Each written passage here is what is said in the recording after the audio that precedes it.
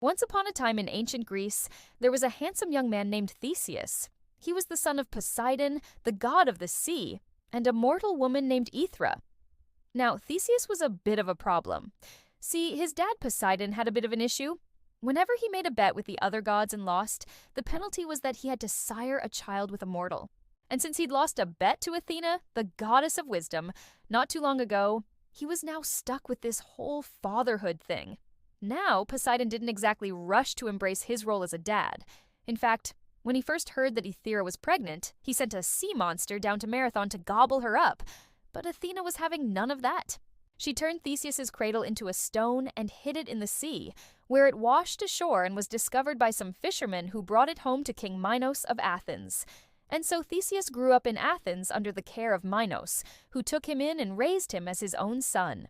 As Theseus grew older, he began to hear stories about his true parentage from the other gods, who, let's face it, had nothing better to do. But he never really believed them.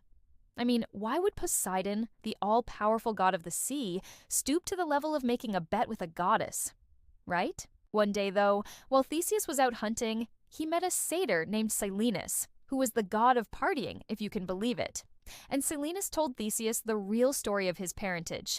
Apparently, Poseidon had gotten into a massive disagreement with Athena over who was more powerful. To settle the matter, they made a bet.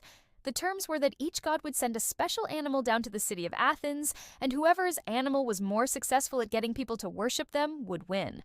Athena sent a magnificent owl, but Poseidon, well, he sent a horse. You know, just a lame, ugly donkey.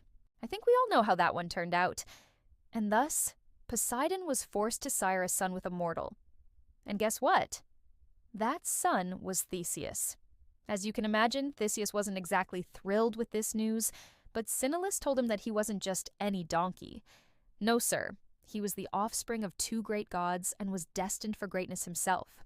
In fact, Silenus said that Theseus would one day be the first mortal to reach the dangerous and mythical land of the Hyperboreans, located somewhere in the far north beyond the known world.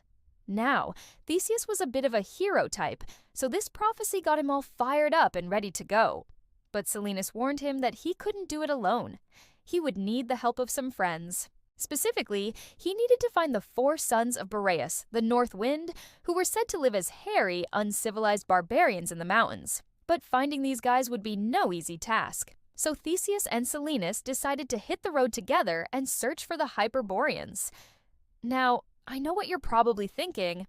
Why didn't Theseus just fly there? I mean, he was a god after all.